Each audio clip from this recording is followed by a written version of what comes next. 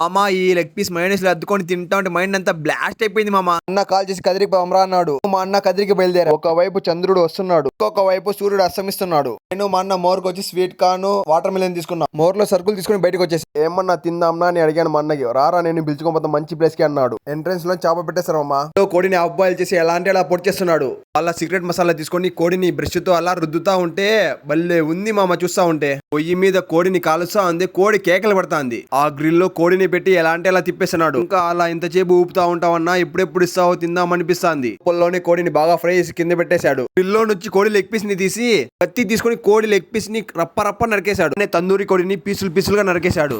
Plate లోకి పెట్టి ఇచ్చేసాడో లేదో కోడి మెడ తింటా ఉంటే సూపర్ టేస్ట్ గా ఉంది. దూరి లెగ్ పీస్ మయోనైస్ లో అద్దుకొని తింటా ఉంటే స్వర్గం కనబడింది మా. కోడి మొత్తం లాగిచ్చేసామమ్మా. లొకేషన్ మన కదిర్లో మదర్సా కాంప్లెక్స్ ఆపోజిట్ లో ఉంది. కడుపులో చల్లగుండాలని షుగర్ కేన్ జ్యూస్ తీసుకున్న ఒక గ్లాస్ అది సరిపోలే 4 గ్లాసులు లేపేసా. నేను మా అన్న ఇంటికి బయలుదేరేసాం.